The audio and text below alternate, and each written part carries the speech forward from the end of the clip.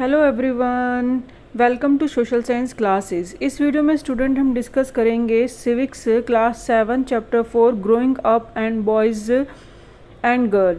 Growing up boys and girls का जिस तरीके से ग्रो होता है और सोसाइटी में जिस तरीके से एक उनके लिए आइडेंटिटी बनती है, चाहे वो बॉयज़ हो गर्ल्स हो, एक इम्पॉर्टेंट पार्ट है, वो हम इसमें डिस्कस करने वाले हैं। जैसे कि उनकी खुद की एक आइडेंटिटी होती है, being a boy a girls is an important part of an one's identity. Society में जैसे जैसे वो ग्रो होते हैं उनको ये सिखाया जाता है कि किस तरीके से बिहेव करना चाहिए, और गर्ल्स और बॉयज़ को, एंड बॉयज़ एंड गर्ल्स क्या करना चाहिए, बॉयज़ को क्या नहीं करना चाहिए, गर्ल्स को क्या करना चाहिए और क्या नहीं। लाइक दिस, मतलब इम्पॉर्टेंट होती है हर बॉयज़ और गर्ल्स की अपनी आइडेंटिटी, लेकिन सोसाइटी उनको ये टीच करती है कि उनको कैसे बिहेव करना चाहिए। And we often grow up thinking that exactly the same everywhere. और ये जो थिंकिंग है आपको हर जगह देखने को मिलेगी, बॉयज़ और गर्ल्स को लेके जो सोसाइटी के अंदर एक थिंकिंग है। आप देखेंगे सोसाइटी में जो बॉयज़ और गर्ल्स को लेके एग्जैक्टली चलता है थिंकिंग, वो सब जगह क्या सेम है। और हम ये भी देखेंगे, इस चैप्टर में डिस्कस करेंगे डिफरेंट रोल जो हैं बॉयज़ और गर्ल्स के, वो फ्यूचर में किस तरीके से आज जो उनको वर्क दिए जा रहे हैं वो किस तरीके से फ्यूचर में जाके उन लोगों को एक असाइन करने में हेल्प करता है कि जो आज असाइन किया जा रहा है उनको वर्क, वो फ्यूचर में डिसाइड करता है कि आपका ये रोल मैन का होता है और ये वुमेन का होता है। तो that is the things depend करती है सोसाइटी पे कि वो किस तरीके से बॉयज़ और गर्ल्स को एक ऐसा पर्टिकुलर वर्क देती है या उनको सिखाती है, या थिंकिंग है उनकी जो उनको वो इस तरीके से तैयार करते हैं कि सोसाइटी क्या हो जाती है, डिवाइड हो जाती है। यहाँ पे कुछ आपके दिखाई भी दे रहे हैं, कुछ जो ड्रॉ हैं यहाँ पे, जैसे ड्रेसेस से या बुक से या टॉयज़ होते हैं, बॉयज़ के अलग गर्ल्स के अलग। इन चीज़ों से हमें देखने से पता चलता है कि हाँ भाई, स्टार्टिंग में ही जैसे छोटे बच्चे होते हैं उनको जो बिल्कुल बेबी होती हैं डॉल दे देते हैं उन्हें गिफ्ट में, अगर लड़का है तो हम उसको कार दे देंगे या बैट बॉल दे देंगे। तो इस तरीके की थिंकिंग यहाँ पे बताने की कोशिश करी है कि सोसाइटी एक रोल असाइन करती है और उनको ऐसा एज अ फ्यूचर उनका तैयार करती है कि आप मैन और वुमेन और ये आपके वर्क है। तो यहाँ पे हम ये भी सीखेंगे इस चैप्टर में कि किस तरीके से जो मोस्ट ऑफ सोसाइटीज़ हैं वहाँ पे जो मैंस की और वुमेन्स की वैल्यू बिल्कुल डिफरेंट है। ऐसा नहीं है कि सब जगह ऐसा ही है, बट डिफरेंटली है। एंड वुमेन्स एक इम्पॉर्टेंट रोल प्ले करती हैं। Work they do usually value less, लेकिन जो भी वो काम करती हैं उनका वर्क का वैल्यू कम होता है कंपेरेटिवली मैन जो वर्क करते हैं। और इसी चैप्टर में हम we are going to study of and examine different example देखेंगे and how inequality exist in our country या फिर in the world between man and women and emerge in the area of work. और जिस तरीके से वो काम करते हैं तो वो सिचुएशन हम जो देखते हैं वो आती कहाँ से है एक्चुअली में। जो हम कहते हैं कि पिंक कलर लड़कियों का है, लड़कियां पहनती हैं, तो ये क्या है कि स्टीरियोटाइप सोच है जो हम बना लेते हैं सोसाइटी में, और इसी तरीके से फिर वो आगे चलने लग जाता है पैटर्न। इसी तरीके से काम वर्क के साथ ही, जैसे ड्रेसेस या टॉयज़ के साथ अगर हम देखें, या फिर कुछ और भी फंक्शंस होते हैं जो ये यहाँ पे सारे आप देख रहे हैं, इससे पता चलता है कि कौन सा बॉयज़ का है कौन सा गर्ल्स का। तो ऐसे ही एग्जाम्पल को समझने के लिए हम स्टोरी पढ़ेंगे, सुमाओ की स्टोरी पढ़ेंगे। जो सुमाओ है यहाँ का एक 1920 की ये स्टोरी है कि ये एक जो वहाँ का सदर्न पार्ट है पैसिफिक ओशन का, वहाँ के आइलैंड में से एक ये छोटा सा आइलैंड है। 1920 में रिसर्च करने से पता चला कि यहाँ की सोसाइटी में जो चिल्ड्रंस ग्रो होते हैं वो स्कूल जाते ही नहीं हैं, एंड वो बहुत सारी चीज़ें सीखते हैं कि क्या क्या सीखते हैं, कैसे केयर करनी चाहिए बच्चों की, या घर का काम कैसे करना चाहिए, या वो ये सब किससे सीखते हैं, अपने बड़े भाई बहनों से सीखते हैं या अपने एडल्ट से सीखते हैं जो भी घर में बड़े होते हैं। बट वो ये सारी चीज़ें अपनी फैमिली में ही सीखते हैं। Phishing was a very important activity for on the island में, बहुत एक्टिविटी ये इम्पॉर्टेंट होती है। यंग पीपल जब ये थोड़े से यंग होते हैं तो there for learn to undertaking long fishing exhibition, तो फिर ये फिशिंग करना सीखते हैं और उसके बाद they learn these things at different time and means point in their childhood. यानी अलग अलग टाइम पे ये अपने बचपन में अलग अलग चीज़ें सीखते हैं, डिफरेंट चीज़ें सीखते हैं। और अपने ये नहीं है कि भाई हाँ आपको यही काम करना है, ये करना है, नहीं, डिफरेंट चीज़ें ये सीखते हैं अपने बचपन में ही। और as soon as babies could walk, और जैसे ही बेबीज़ वॉक करना स्टार्ट करते हैं उनकी मदर क्या करती है, एडल्ट्स जो होते हैं, other adults no longer looked after them, वो उनकी केयर नहीं करते हैं बेबीज़ की।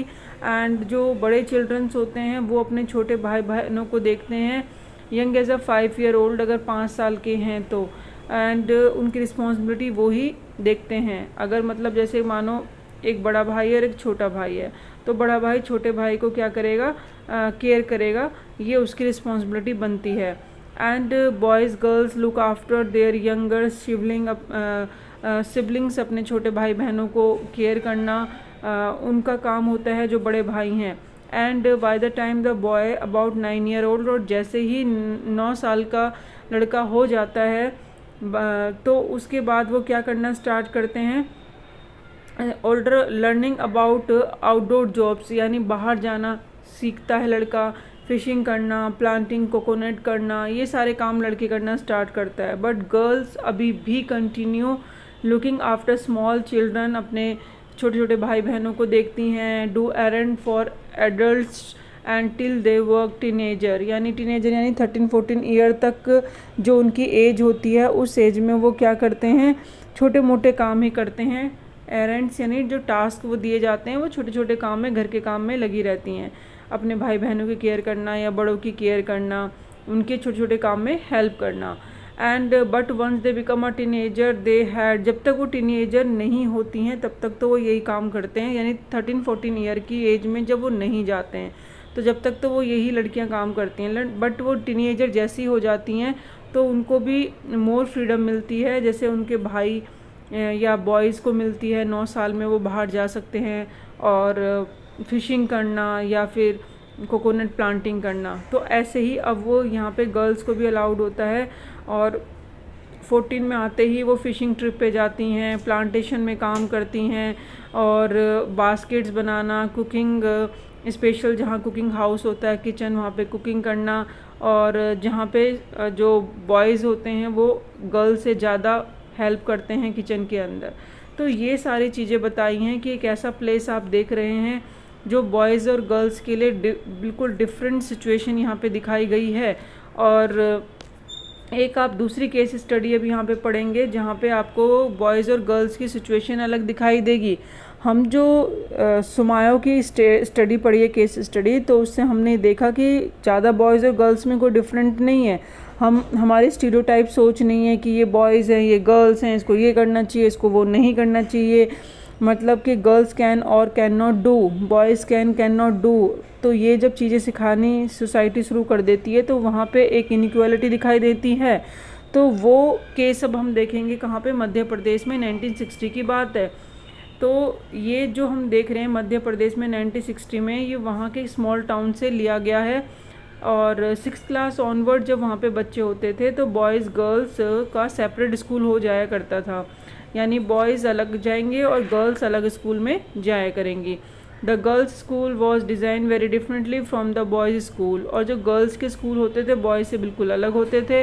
वहाँ पे एक सेंटर कोर्टयार्ड होता था and they play total secularism, यानी वहाँ पे बिल्कुल एकांत में वो प्ले करते थे। जैसे मानो ये सेंटर है और यहाँ पे छोटे छोटे जो साइड में रूम्स होते हैं, क्लासेस होती हैं, तो यहाँ पे अगर वो प्ले कर रहे हैं तो उनको कोई भी आउटसाइडर देख नहीं सकता कि भाई हाँ भाई लड़कियाँ ये गेम खेल रही हैं या कौन से गेम खेल रही हैं, लाइक दिस। तो उनको एक पूरी बाउंड्री के अंदर रखा जाता था and safety from the outside world, यानी बिल्कुल बाहर की दुनिया से अलग ही। ऐसे ओपन फील्ड में खेलना या उनके लिए ओपन कोर्टयार्ड बनाना वो नहीं होता था। लेकिन अगर बॉयज़ के स्कूल देखें तो वहाँ पे कोर्टयार्ड यानी जो आंगन होता था या प्लेग्राउंड होता था वो उनके लिए ओपन स्पेस होता था अटैच टू द स्कूल से। जैसे मानो यहाँ पे रूम्स बने हुए हैं और जो प्लेग्राउंड है बिल्कुल ओपन है, तो बाहर आके वो आराम से खेल सकते हैं। तो यहाँ पे एक डिफरेंट बड़ी सिचुएशन बताई है every evening when school was over, जब स्कूल ओवर होता था तो boys watch as hundreds of school girls crowd the narrow streets. तो बहुत सारे बॉयज़ क्या करते थे, जैसे गर्ल्स की जो क्राउड आता था, जो एक स्ट्रीट से निकलता था, नैरो स्ट्रीट से, तो वो उनको देखा करते थे। As these girls walk on the streets look so purposeful, लेकिन लड़कियां वहाँ से जा रही हैं तो मीनिंगफुल नहीं वहाँ से जा रही हैं। लड़कियां जाती थी कि हाँ भाई हमें यहाँ से अपने स्कूल से घर जाना है या फिर घर से स्कूल जाना है, तो उनका एक पर्पज़ है कि भाई हमें अपना यहाँ पे ऐसे ही नहीं खड़े होना जैसे कि यहाँ पे बॉयज़ अपना टाइम वेस्ट करके खड़े हो रहे हैं कि लड़कियाँ जा रही हैं हम उनको देखें, like this. And this was unlike the boys who use to street as a place to stand around idling, क्योंकि बॉयज़ को अगर देखेंगे गर्ल्स के अपोजिट में, तो वो स्ट्रीट में खड़े होना या अपना टाइम वेस्ट करना, प्ले करना या कोई ट्रिक्स करना, अपनी जो उनके पास साइकिल्स होती है, कोई भी गेम खेलते हैं लाइक दिस। लेकिन गर्ल्स जो स्ट्रीट से निकलती हैं तो सीधे स्ट्रेट होम पर ही जाके रुकती हैं। घर से अगर वो स्कूल जा रही हैं, स्कूल से घर, उनका बीच में कोई ऐसा नहीं काम होता कि हाँ रुक जाएं या अपना टाइम प्ले करें या घूमें फिरें। And the girls always went in group, आपकी बुक में पिक्चर में भी दिखाया है जैसे ग्रुप में ही जाती हैं गर्ल्स। क्यों? बिकॉज द उनको ये डर रहता है कि कोई हमें चिढ़ाए ना या हम पे अटैक ना करे, तो मोस्टली जो गर्ल्स हैं इस तरीके से ग्रुप में ही जाया करती थी। And after reading the two example, अब जब हमने ये दो एग्जाम्पल्स पढ़े हैं तो हमने क्या देखा इसमें, हम स्टूडेंट यही देख रहे हैं कि we realize that there are many different ways of growing up, यानी यहाँ पे जो अलग अलग तरीके से ग्रोइंग होने का पता चल रहा है कि पहली सिचुएशन में भी बच्चे ग्रो हो रहे हैं बॉयज़ एंड गर्ल्स, बट उनकी डिफरेंट सिचुएशन है।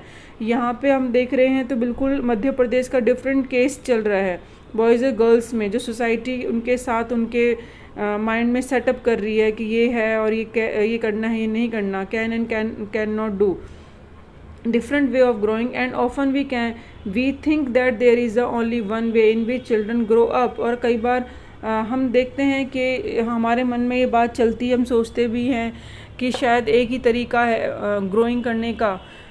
This is because we are most familiar with our own experience, लेकिन हम अपने एक्सपीरियंस से ऐसा हम जो देखते हैं वही जो एक्सपीरियंस करते हैं उसी से हम फैमिलियर होते हैं। And if we talk to elders in our family, अगर हम अपने एल्डर से बात करेंगे तो भी वो हमें अपना अलग ही एक्सपीरियंस बताएंगे, अपना probably very different from our, शायद हो सकता है वो हमसे बिल्कुल ही उनका बचपन अलग हो। तो यहाँ पे एक डिफरेंट वे बताया है ग्रोइंग अप का और डिफरेंट सिचुएशन बताई है।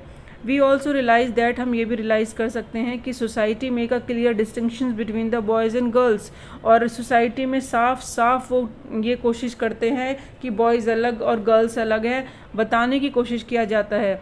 और स्टार्टिंग से ही, ग्रोइंग एज से ही, from a very young age, जब बच्चे बहुत छोटे होते हैं, एग्जाम्पल में very different toys to play, तो वो स्टार्टिंग में ही बच्चे जब प्ले करते हैं तो उनके टॉयज़ भी डिफरेंट होते हैं। तो उनको ये कौन समझा रहा है कि भाई तुम लड़की हो तो लो तुम इससे खेलो, तुम लड़की हो तो डॉल से खेलो, तो बच्चों को थोड़ी ये सब चीज़ें पता हैं।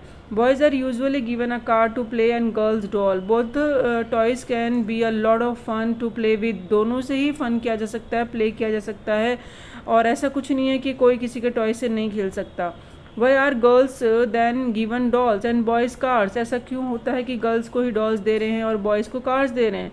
Toys become a way of telling children that they will be have different futures when they become man and women, यानी ये एक बताने का तरीका है कि जो आज आप उनके माइंड में सेट कर रहे हैं या उनको चीज़ें सिखा रहे हैं, फ्यूचर में उनको एक मैन और वुमेन बनने के लिए आप उनको तैयार करते हैं, ताकि आप सोसाइटी में बता सकें कि आप मैन और वुमेन और इस तरीके से काम आपके हैं और ये वर्क आपके हैं, और वो इस तरीके से बिहेव करा जाता है। वी थिंक अबाउट इट, अगर हम सोचें, this different is created in the smallest and most everyday things, रोज़ की चीज़ों में भी छोटी छोटी चीज़ें देखोगे तो आपको समझ आएगा, जैसे गर्ल्स को मस्ट ड्रेस, कैसे ड्रेस पहनना चाहिए और कौन से गेम्स बॉयज़ को खेलना चाहिए, and how girls need to talk softly, लड़कियों को बहुत आराम से बात करनी चाहिए, ज़्यादा हंसना नहीं चाहिए, बॉयज़ नीड टू टफ, और बॉयज़ की आवाज़ थोड़ी भारी होनी चाहिए। ये सारी चीज़ें बच्चों को बताई जाती हैं, स्पेसिफिक रोल प्ले होता है उनके ग्रो में, एंड मैन एंड वुमेन में कि भाई हाँ आपको मैन बनना है, आपको वुमेन बनना है, तो ये सारी चीज़ें सोसाइटी में उनको सिखाई जाती है स्टार्टिंग अर्ली ग्रोइंग एज में। Later in the life is a fact, बाद में उनकी लाइफ पे यही फैक्ट होता है। The subject we can study and the career we can choose, और फिर जब हम स्टडी करते हैं या अपना करियर चूज़ करते हैं तो उन चीज़ों में भी इन चीज़ों का इफेक्ट आता है कि हम तो लड़की हैं तो हम ये कोर्स लेंगे और लड़के हैं तो हमें ये कोर्स लेना चाहिए। In the most society include our on the role man and women play और the work they do are not value equally. अगर सोसाइटी में देखें, अगर हम इंक्लूडिंग अवर ऑन, अगर हम अपना भी देखें, द रोल्स जो मैन और वुमेन का है वो प्ले करते हैं, बट देखें तो जो भी वो काम करते हैं नॉट इक्वल, दोनों का सेम नहीं है। Man and women do not have the same status, उनका सेम स्टेटस सोसाइटी में नहीं है। लेट अस लुक हाउ, चलो हम देखते हैं कैसे different exist in the work done by the man and women, किस तरीके से अलग अलग काम मैन और वुमेन के द्वारा किए जाते हैं और वो सोसाइटी में एग्जिस्ट करते हैं। यहाँ पे एक स्टोरी बताई है कि my mother does not work, मेरी माँ तो कुछ काम करती ही नहीं है। ये कहने का मतलब ये है कि घर में जो वुमेन्स काम करती हैं तो मोस्टली उसकी वैल्यू इतनी नहीं होती है, डी वैल्यू ही समझो, उसको कोई इतना इम्पोर्टेंस नहीं देता। कर क्या रहे हो आप, घर का ही तो काम करना है और तो कुछ काम नहीं है, लाइक दिस। तो उनको एक ऐसी वर्ड यूज़ किए जाते हैं, तो उसके बेस पे ये स्टोरी है कि आपने तो कह दिया कि भाई घर का काम है, लेकिन घर के काम अगर एक दिन भी ना करें तो कैसा आपको महसूस होगा या आप कैसे उसको मैनेज करोगे, वो चीज़ समझाने के लिए इसके अंदर ये स्टोरी के थ्रू बताने की कोशिश की है। यहाँ पे बोला है वी हैव माँ we are going on a school excursion, हम एक छोटी सी जर्नी पे जा रहे हैं, टूर पे जा रहे हैं। तो रोज़ी माँ नीड वॉलंटियर, जो हमारी रोज़ी मैम है उनको क्या चाहिए, उनको एक वॉलंटियर की ज़रूरत है। And can't you take a holiday from a office and volunteer, यहाँ पे जो डॉटर है अपनी मदर से पूछती है कि अपने ऑफिस से आप एक दिन का हॉलीडे नहीं ले सकती हैं वॉलंटियर बनने के लिए, हमारी मैम को ज़रूरत है, तो आप चलो हमारे साथ। हरमीत की मदर जो है वो तो हमेशा चलती हैं ऐसे एक्सकर्शन में, यानी शॉर्ट जो जर्नी होती है वो तो हमेशा चलती हैं, बिकॉज शी डजेंट वर्क, क्योंकि वो कुछ घर काम तो करती नहीं है। Sonali how can you, Sonali यानी ये जो डॉटर है और डॉटर है तो उसकी मदर डॉटर को बोल रही हैं कि आप कैसे कह सकती हो, you know that Jaspreet aunty is up to 5 every day, वो 5 AM पे उठ जाती हैं, doing all the house work, वो घर का सारा काम करती हैं, तो तुम कैसे कह सकती हो ये। Yes but that no real work, but ये रियल वर्क थोड़ी है, घर का ही तो काम है ना। Oh that's what you think do you, आप तुम क्या सोचती हो, क्या वर्क है ये। Let go over to their house, चलो उनके घर चलते हैं। आस्क जर, और जसप्रीत से पूछते हैं व्हाट शी थिंक, वो क्या सोचती है। यहाँ पे एक माँ अपनी बेटी को ये समझाने की कोशिश करती है, इसलिए वो लेके जाती है ताकि उसको ये समझ आए कि घर का काम का मतलब ये नहीं कि वो कुछ काम नहीं होता, क्योंकि जो सोनाली है वो अपनी माँ से बोलती है इस वर्क पे, घर के काम के वर्क पे। तो वो अब कहाँ जाते हैं, अब उसके घर पे जाते हैं जसप्रीत के। तो वहाँ पे जो हर्षरन है उनके हस्बैंड हैं, सोनाली कहती है, ये जाती है उनकी माँ तो कहती है हर्षरन जी सोनाली हमारी बेटी वो कह रही है कि तुम्हारी वाइफ तो कुछ काम नहीं करती है, तो but isn't the correct aunty, तो उसका बेटा बोलता है कि ये सही नहीं है। My mother is a house wife, मेरी माँ तो घर का ही काम करती हैं। शी इज़ डजंट वर्क, वो तो कुछ भी काम नहीं करती हैं। And then Jaspreet why don't you just relax, तो वो यहाँ पे समझाने की कोशिश करती हैं जसप्रीत को, ऐसा करो, इनको सबक सिखाने के लिए या इनको समझाने के लिए आप ऐसा करो, एक दिन का रिलैक्स ले लो, काम मत करो। एंड लेट देम मैनेज, उन्हें मैनेज करने दो। एवरीथिंग फॉर अ चेंज, क्या चेंज होता है देखते हैं। Great idea, okay I will go on strike tomorrow, चलो मैं कल स्ट्राइक पे चली जाऊँगी। एंड व्हाट फन, तो यहाँ पे बच्चे बड़े खुश होते हैं। चलो we will care of everything tomorrow, with पापा के साथ हम सब कुछ करेंगे और इन्जॉय करेंगे। नेक्स्ट मॉर्निंग को अब जब सुबह सुबह की बात होती है, oh god look at the time, देखो कितना ज़्यादा हो गया है, मेरा ब्रेकफास्ट कहाँ है, अभी तो बच्चे भी रेडी नहीं हुए हैं। How would you I know, तो यहाँ पे जसप्रीत कहती हैं मुझे कैसे पता होगा, मैं तो स्ट्राइक पे हूँ, भूल गए क्या। और मंगला ने भी आज छुट्टी ली है, मंगला यानी जो इसके साथ घर के काम करने में हेल्प करती थी। तो ओ दैट्स द स्कूल बस, वो कहता है अरे स्कूल भी की बस भी चली गई, मुझे कार से इनको ड्रॉप करना पड़ेगा। हरप्रीत को बोलते हैं वो जल्दी करो and switch on the pump, pump का स्विच ऑन करो। तो ये अपने बच्चे को बोलते हैं जल्दी जल्दी फटाफट से करो। एंड यहाँ पे नेक्स्ट आगे जाके फिर व्हाट अबाउट द उनकी जसप्रीत बोलती है इनके लंच बॉक्स का क्या होगा।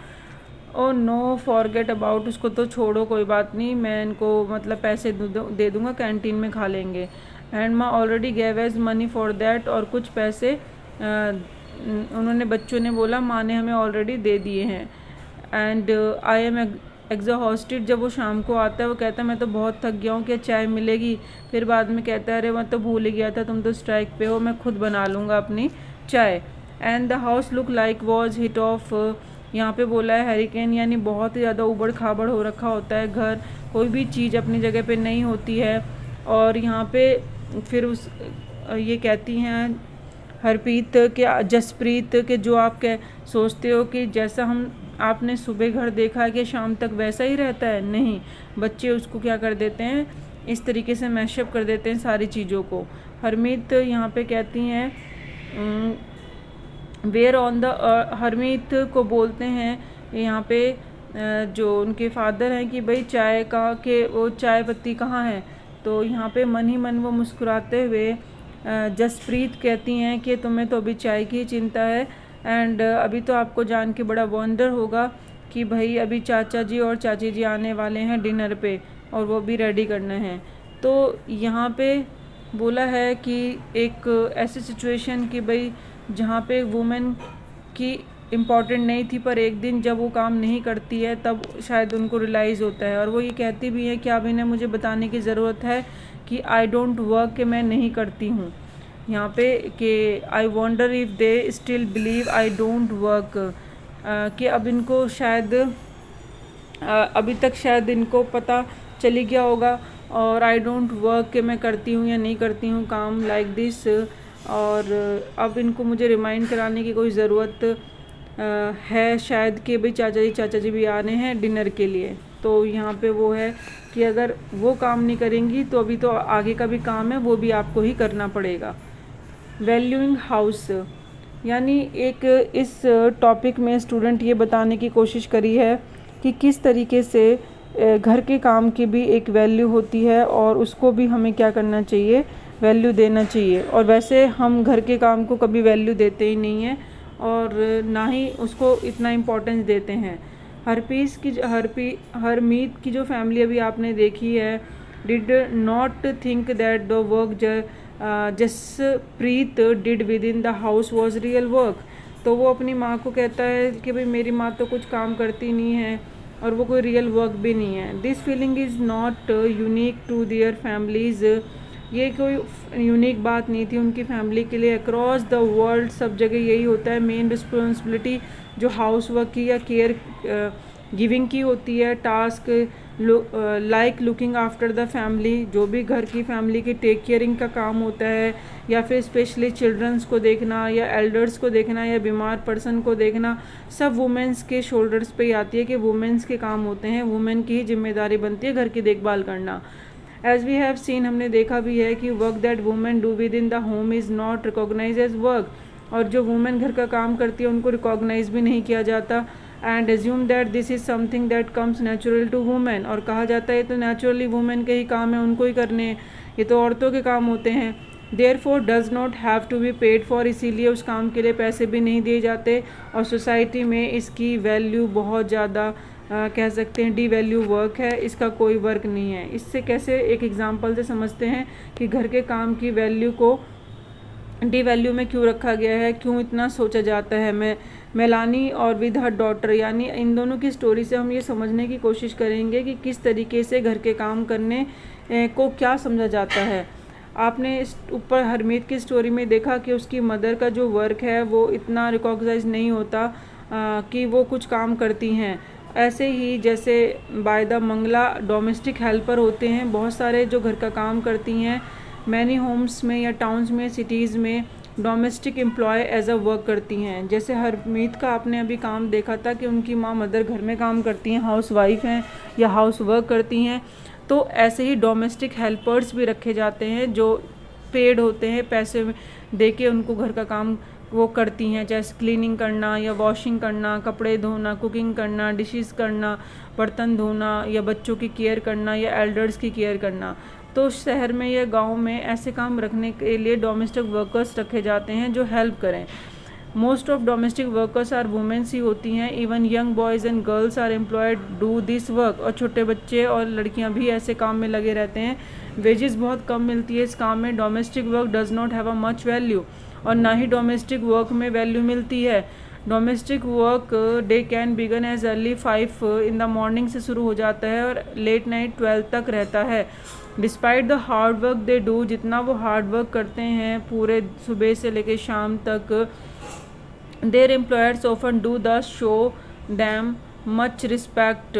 यहाँ पे वही बोला, उसके मुकाबले उनको उतना रिस्पेक्ट नहीं मिलती है। जैसे कि यहाँ मिलानी की एक डोमेस्टिक वर्कर हैं, वो अपना एक्सपीरियंस बताती हैं। दिल्ली में जब वो काम करती थी तो वो बोलती हैं कि माई वर्क जो फर्स्ट जॉब है, एक रिच फैमिली में मैं वहाँ पे करती थी। तो 3 स्टोरी स्टोर्ड उनका हाउस था, 3 बिल्डिंग थी। और जो मैम साहिब हुआ करती थी उनका strange as would shout to get work done, और वो बहुत ज़्यादा चिल्लाती थी एनी वर्क डन, किसी भी वर्क पे। And work was in the kitchen, there was 2 other girls भी थी जो कि वहाँ पे क्लीनिंग का काम करती थी। हाँ, हमारा काम 5 बजे शुरू हो जाता था। Breakfast we would get a cup of tea. Breakfast में हमें 2 रोटी, ड्राई रोटी और हमें चाय मिलती थी। अगर 3rd रोटी हम मांगे वो नहीं मिलती थी। इन द इवनिंग में मैं खूब खाना बनाती थी तो जो 2 गर्ल्स थी क्लीनिंग का काम करती थी, मैं उनको एक्स्ट्रा रोटी दे देती थी क्योंकि मैं किचन में काम करती थी। आई वुड सीक्रेटली गिव, उनको मैं सीक्रेटली देती थी। Make an extra 1 for myself, और अपने लिए भी एक्स्ट्रा बना लेती थी ऐसे। And we were so hungry, हमें बहुत भूख लगती थी वर्किंग थ्रू द डे, क्योंकि पूरे दिन काम करना पड़ता था। And we would not wear, चप्पल भी हमें अलाउड नहीं थी। और सर्दियों में तो पैर बिल्कुल स्वेल हो जाते थे, सूज जाते थे। और हमें जो मैम साहिब थी उनसे बहुत स्केर्ड था, बहुत डर लगता था। But she felt angry humiliated, हमें उन पर बहुत ज़्यादा कई बार गुस्सा भी आता था। और इस तरीके से, जिस तरीके से हमारा वहाँ पे हमें ह्यूमिलेटेड होते थे, अपमान होता था। Did we not work all day, क्या हम काम नहीं करते? Did we not deserve to be treat with some respect, क्या हमें रिस्पेक्ट जो है वो डिज़र्व नहीं करते हैं? तो लाइक दिस क्वेश्चन पूछे हैं और ये सही भी हैं। जैसे कि हरमीत की हमने स्टोरी में देखा कि वहाँ पे एक मदर होती है जसप्रीत, और जैसे उनके वर्क को सोचा जाता है कुछ काम नहीं है, ऐसे ही जो यहाँ पे वर्क करती हैं मेलानी, उनके वर्क को कुछ नहीं समझा जाता है। क्यों? जैसे कि आप किसी ऑफिस में जा रहे हो, आपको लीव भी मिलेगी, आपको हेल्थ इंश्योरेंस भी मिलता है, और एश्योर्ड भी जॉब होती है, टाइम फिक्स होता है, बहुत सारी फैसिलिटीज़ मिलती हैं, रिस्पेक्ट मिलती है। लेकिन जो और एक टाइम टू टाइम आपकी सैलरी बढ़ती रहती है। लेकिन यहाँ पे क्या देखा गया है कि डोमेस्टिक वर्क में फ़िज़िकल वर्क ज़्यादा होता है, लॉन्ग आवर्स होते हैं, और ऐसा नहीं कि आपका पे स्केल बढ़ रहा, वहीं पे स्केल पे होते हैं। और जब तक काम कर रहे हैं पैसे मिलेंगे, कोई एक्स्ट्रा उसमें कोई बेनिफिट्स नहीं होते, कोई पीएफ या हम कहें कोई पेंशन या कोई लाइक दिस या लीव के भी पैसे उनके कट जाते हैं, वो मिले नहीं, ऐसा नहीं है। तो ये है उनके साथ एक कह सकते हैं कि ये ऐसी सिचुएशन भी होती है। In fact commonly term as house work actually involve many different task, और कुछ और भी डिफरेंट टास्क होते हैं घर में काम में। अगर हम देखें, a number of this task require heavy physical work, और इन सब काम के अंदर फिजिकल वर्क की ज़रूरत होती है। ऐसा नहीं है ये इजी से ही हो जाते हैं। And both rural urban areas में वुमेन गर्ल्स है फेच वाटर, पानी लेकर आती हैं, या women's girls heavy had loads of firewood, लकड़ियाँ अपने सर पे ले जाती हैं रख के, जो कि उनको फायर करनी होती है, जलानी होती है चूल्हे में। And task like washing cloth करना, क्लीनिंग करना, और स्वीपिंग करना, पिकिंग करना, लोड रिक्वायर बेंडिंग, ये सब चीज़ें करने के लिए उन्हें झुकना होता है, उन्हें लिफ्टिंग करना होता है, उन्हें कैरिंग करना होता है। तो जब ये सारी एक्टिविटीज़ वो कर ही रहे हैं तो फिज़िकल वर्क तो कर ही रहे हैं ना। And many course like a look cooking involve standing for long hours in front of hot stoves, और खाना बनाने के लिए किचन में कितने घंटों तक स्टोव के आगे खड़े होना पड़ता है, वहाँ तो हम फ़ैन कूलर वगैरह कुछ नहीं चला सकते हैं। तो ये सब एक फ़िज़िकल वर्क ही है, ऐसा नहीं है कि भाई बहुत इजी टास्क है और बहुत इन्जॉय से बस बैठे बैठे हो जाएगा। The work women do is the strenuous and physical demanded, यानी जो वुमेन काम करती हैं वो बहुत ज़्यादा क्या मांगते हैं, एक हम कह सकते हैं उनका फ़िज़िकल रिक्वायरमेंट भी होती है और अ लॉट ऑफ एफर्ट चाहिए, एनर्जी चाहिए। तो एनर्जी चाहिए होती है, स्ट्रेनस चाहिए होता है, फिज़िकल डिमांडेड चाहिए होती है। और नॉर्मली एसोसिएट विद मैन, जैसे कि हम कह देते हैं word that normally associate with man कि भाई फिज़िकल वर्क तो बस वो ही कर सकते हैं, मैन ही, गर्ल्स नहीं कर सकती हैं। इस काम के लिए तो क्या चाहिए, ज़्यादा फिज़िकल वर्क चाहिए। Another aspect of house work care giving that we do, एक और पहलू भी देखते हैं हम ये रिकॉग्नाइज करने के लिए कि वुमेन ज़्यादा काम करती हैं या मैन करते हैं। तो इसमें वेरी टाइम कंज्यूमिंग, यानी टाइम कंज्यूमिंग देख के हम ये पता करते हैं चलो कि मैन ज़्यादा काम करते हैं या वुमेन। तो house work and the work women to outside at the home, जो वुमेन है वो घर का काम करती हैं और बाहर का, तो उनकी वर्किंग आवर्स को ऐड करके देखते हैं एंड फाइंड आउट करते हैं कि spend much more time working than the man have much less time for leisure, यानी किसका काम, मैन का या वुमेन का, किसका ज़्यादा टाइम है जो यूज़ हो रहा है। यहाँ पे एक डाटा दे रखा है, special study done central statistical organisation of India ने ये कलेक्ट करके देखा है और ट्राई करने की कोशिश करी है। बताया है कि यहाँ पे जो दे रखा है डाटा कि हरियाणा और तमिलनाडु में जो वुमेन्स वर्किंग होती हैं, पेड जो उनको दिया जाता है वर्क आवर्स का, ये वीकली है कि वो इतना घंटे काम करती हैं, और अनपेड जो घर में काम करती हैं वो इतना है, टोटल यहाँ पे लिखना।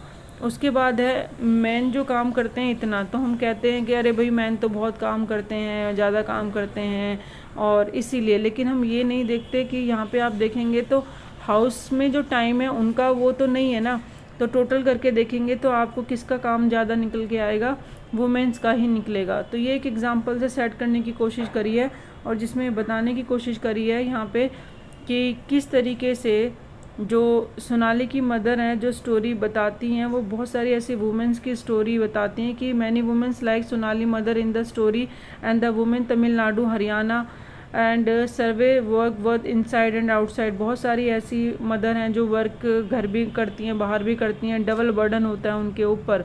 वुमेन का जो यहाँ पे एक दिखाने की कोशिश करी है। एंड यहाँ पे क्वेश्चन पूछा है works womens work and equality, women का जो वर्क है और इक्वलिटी कहीं आपको सोसाइटी में दिखाई देती है, वो हम देखना चाहते हैं कि उनके वर्क्स में या फिर उनका जो स्टेटस है वुमेन्स का वो कितना इक्वल है। As we have seen, the low value attached the women's household and caregiving work is not individual or family matter। देखा जाए तो जो भी काम करती हैं वुमेन से जो हाउस होल्ड से अटैच होते हैं या केयर गिविंग वर्क होते हैं, वो इतना ज़्यादा वो इंडिविजुअल या फिर हम कह सकते हैं फैमिली मैटर का कोई भी हो, उसको लो वैल्यू दी जाती है। And it is the part of larger system of inequality between the man और वुमेन, और ये हमारी सोसाइटी में मैन और वुमेन में एक असमानता देखने को मिलती है। And it is there for the to be dealt with through action not just at all level of individual or the family but also by the government।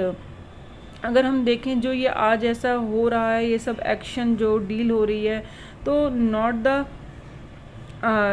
जो आप डिस्ट्रीब्यूशन देख रहे हैं काम का, ये सिर्फ किसी एक के या फैमिली के से ही नहीं हो रहा है। इसमें कहीं ना कहीं इसको हम कह सकते हैं actions not just at the level of individual family, इसमें कहीं ना कहीं गवर्नमेंट भी रोल प्ले कर सकती है। जैसे कि हम देखें equality as an important principle of constitution के अकॉर्डिंग प्रिंसिपल इम्पॉर्टेंट है। जब इतनी इनक्वलिटी अगर हमें दिखाई दे रही है तो इस चीज़ को डील करने के लिए जो ये एक्शन हो रहा है तो किसी एक बंदे की जिम्मेदारी नहीं है या फैमिली की नहीं है, बट ऑल्सो गवर्नमेंट भी इसमें एक इम्पॉर्टेंट रोल प्ले कर सकती है। As we know now, equality is an important principle of our constitution. The constitution say the being male and female should be not become a reason for discrimination। यानी जो हम देख रहे हैं constitution में जो हमें बताता है male and female not become a reason for discrimination. तो एक ऐसा रीज़न है जो उनके साथ भेदभाव नहीं होना चाहिए, ये मेन रीज़न है, क्योंकि कॉन्स्टिट्यूशन हमें ये समझाता है। इन द रियलिटी अगर हम देखें बट इनइक्वालिटी है। सेक्स एग्जिस्ट पे देखें तो, जेंडर पे देखें तो, the government is there for committed it to understand the reason for this and taking positive step to remedy the situation. Government चाहे तो इसको रिजॉल्व करने के लिए वर्क कर सकती है। And recognise the burden of child care, house work fall on the women girls. जो ज़्यादा काम लड़कियों के ऊपर पड़ता है या बर्डन होता है, उसको कम करने के लिए कुछ ना कुछ काम गवर्नमेंट भी हेल्प कर सकती है। Naturally as an impact whether girls can attend school. जैसे कि हम देखते हैं कि जो उनकी इम्पैक्ट पड़ता है उनकी अटेंडेंस पे स्कूल जाने पे, क्योंकि वो घर के काम में ज़्यादा लगी रहती हैं, बच्चों की केयर वगैरह में। तो whether women can work outside house and what kind of job. ये भी क्वेश्चन होता है कि वुमेन कैसे काम करे बाहर और कौन सा उनका करियर होना चाहिए। तो गवर्नमेंट हैज़ सेटअप, आंगनबाड़ी बनाती है या चाइल्ड केयर सेंटर बनाती है गाँव के अंदर कि ज़्यादा से ज़्यादा वुमेन उसमें पार्टिसिपेट ले सकें और ये भी इंश्योर कर सकें कि वो जो घर में अपना टाइम निकालती हैं इसकी जगह वो बाहर निकलें, और उससे क्या होगा, उनका वर्क भी होगा और उनकी वैल्यू भी बढ़ेगी। और the government pass the law it make mandatory for organisation that have more than 30 women employees to provide creche facilities. और ये गवर्नमेंट ने मैंडेटरी करी हुई है जहाँ पे 30 से ज़्यादा वुमेन्स एम्प्लॉय हैं और उनके लिए क्रैचेस बनाओ ताकि वो अपने छोटे छोटे बच्चों को अपने बच्चों की केयर करने के लिए वहाँ पे रख सकें। क्रैचेस होंगी तो वुमेन अपना काम अच्छे से कर पाएंगी घर के बाहर भी, क्योंकि घर के अंदर तो फिर वो बहुत सारी चीज़ें उनको घर के काम में उनको इतनी वैल्यू मिलती नहीं है और सारा टाइम अंगेज हो जाता है। छोटे छोटे बच्चे कई बार अपनी पढ़ाई भी अपना लॉस करती हैं, अटेंडेंस भी मिस हो जाती है। It also make it possible for girls to attend school. और ये सब चीज़ें क्या होंगी, उन लड़कियों को स्कूल जाने में हेल्प करेंगी ताकि वो स्कूल भी जा सकें। तो यहाँ पे कहने की बोला है कि जो भी गवर्नमेंट है वो इस चीज़ को रिकॉग्नाइज़ कर सकती है एंड पॉजिटिव स्टेप ले सकती है और रिकॉग्नाइज़ कर सकती है ये सब चीज़ों को। जो भी बर्डन है बच्चों पे, हाउस वर्क पे वुमेन्स पे ज़्यादा है, गर्ल्स पे, उसको कम कर सकती है, क्योंकि वो बाहर अगर कुछ काम करेंगी और तो वो रिकॉग्नाइज़ होगा और उनकी वैल्यू बढ़ेगी। इस चैप्टर में हमने देखा है कि सोसाइटी ने जो एक स्टीरियोटाइप थिंकिंग बनाई है उसको हम चेंज कर सकते हैं, और हम चाहे इंडिविजुअल हैं या फैमिली, किसी एक की जिम्मेदारी नहीं है, फैमिली की जिम्मेदारी नहीं है, हम सबकी ये जिम्मेदारी है, साथ में गवर्नमेंट की भी, कि ये हमें इक्वली सिखाया जाए कि जो सोसाइटी के अंदर वुमेन्स हैं और मेंस हैं वो इक्वल हैं, स्टडी करें या कोई भी जॉब करें, ये मैटर नहीं करता। ये फ़िज़िकल वर्क है, ये फ़िज़िकल वर्क आप नहीं कर सकते हैं, ये मतलब हमें सबको इक्वल ट्रीट देना चाहिए, चाहे स्टडी हो या जॉब हो या हाउस वर्क हो। हमें बिल्कुल जेंडर इक्वलिटी का ध्यान रखना चाहिए, क्योंकि जेंडर इक्वलिटी जो है वो ही सस्टेनेबल डेवलपमेंट गोल का एक बहुत बड़ा पार्ट है। अगर हमें सस्टेनेबल डेवलपमेंट करना है तो हमें क्या करना पड़ेगा, हमें जेंडर इक्वलिटी का ध्यान रखना होगा। इसी के साथ हमारा ये चैप्टर ख़त्म होता है। Thank you so much, keep watching, keep learning.